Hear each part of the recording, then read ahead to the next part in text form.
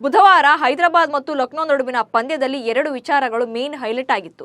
ಒಂದು, ಲಕ್ನೋ ನೀಡಿದ ಟಾರ್ಗೆಟ್ ಅನ್ನ ಹೈದರಾಬಾದ್ ಜಸ್ಟ್ 9.4 ಓವರ್ಗಳಲ್ಲೇ ರೀಚ್ ಆಗಿತ್ತು. ಇದು T20 ಇತಿಹಾಸದಲ್ಲೇ ದಾಖಲೆಯ ಚೇಸಿಂಗ್.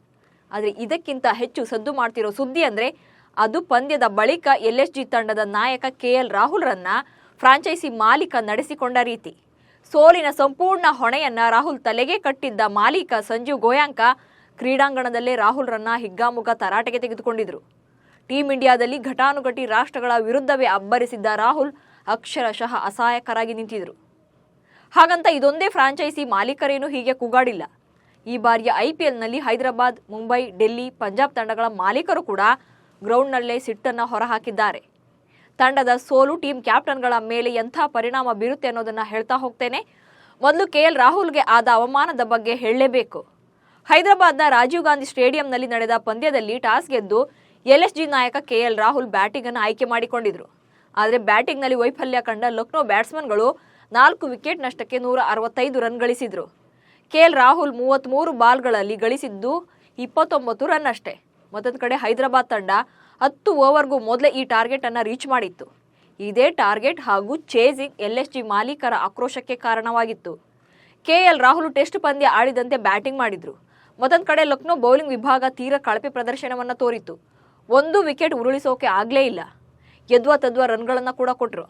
ತಂಡದ ಪ್ರದರ್ಶನಕ್ಕೆ ಸಿಟ್ಟಾದ ಫ್ರಾಂಚೈಸಿ ಮಾಲೀಕ ಸಂಜೀವ್ ಗೋಯಾಂಕ KL ರಾಹುಲ್ಗೆ ಕ್ಲಾಸ್ ತೆಗೆದುಕೊಂಡಿದ್ರು. ಕೈ ತೋರಿಸಿ ಏರು ಧ್ವನಿಯಲ್ಲಿ ಬೈದಿದ್ರು.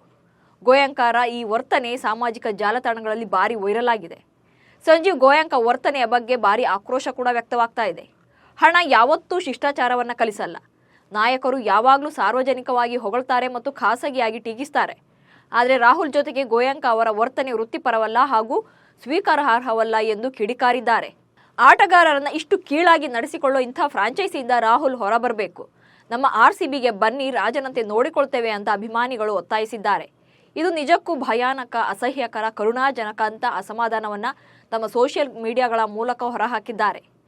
ಟೀಂ ಇಂಡಿಯಾದ ಆಟಗಾರ KL ರಾಹುಲ್ರನ್ನ ನೀವು ಈ ರೀತಿ ನಡೆಸಿಕೊಳ್ಳೋದು ಸರಿಯಿಲ್ಲ ಅಂತ ತಮ್ಮ ಪೋಸ್ಟ್ಗಳನ್ನು ಹಾಕುವ ಮೂಲಕ ಕಿಡಿಕಾರಿದ್ದಾರೆ.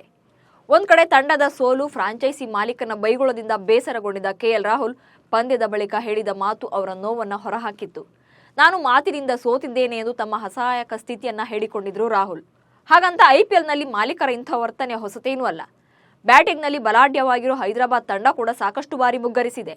ಇಂಥ ಟೈಮಲ್ಲಿ SRH ತಂಡದ CEO ಕಾವ್ಯ ಮಾರನ್ ಸ್ಟೇಡಿಯಂನಲ್ಲೇ ಸಿಟ್ಟನ್ನು ಹೊರಹಾಕಿದ್ದಾರೆ. ಹಾಗೆ ಮುಂಬೈ ಇಂಡಿಯನ್ಸ್ ಮಾಲೀಕರಾದ ನೀತಾ ಅಂಬಾನಿ ಕೂಡ ಡ್ರೆಸ್ಸಿಂಗ್ ರೂಮ್ಗೆ ತೆರಳಿ ತಮ್ಮ ತಂಡದ ಆಟಗಾರರಿಗೆ ಕ್ಲಾಸ್ ತೆಗೆದುಕೊಂಡಿದ್ದಾರೆ. ಇನ್ನು ಪಂಜಾಬ್ ಕಿಂಗ್ಸ್ ತಂಡದ ಓನರ್ ಪ್ರೀತಿ ಜಿಂಟಾ ಕೂಡ ಇಂಥದ್ದೇ ಆಕ್ರೋಶವನ್ನು ತೋರಿಸಿದ್ದಾರೆ. ಇನ್ನು KKR ತಂಡದ ಒಡೆಯ ಶಾರುಖ್ ಖಾನ್ ತಮ್ಮ ತಂಡ ಸೋತಾಗ ತಾವೇ ಕಣ್ಣೂರು ಹಾಕಿದ ಪ್ರಸಂಗ ಕೂಡ ಇದೆ. ಇಲ್ಲಿ ನಾವು ಒಂದನ್ನ ಹೇಳಬೇಕು, ಎಲ್ಲಾ ತಂಡಗಳ ಓನರ್ಗಳು ಗೆಲುವನ್ನ ಸಂಭ್ರಮಿಸಿ ಸೋಲಿಗೆ ಸಿಟ್ಟು ತೋರಿಸ್ತಾರೆ.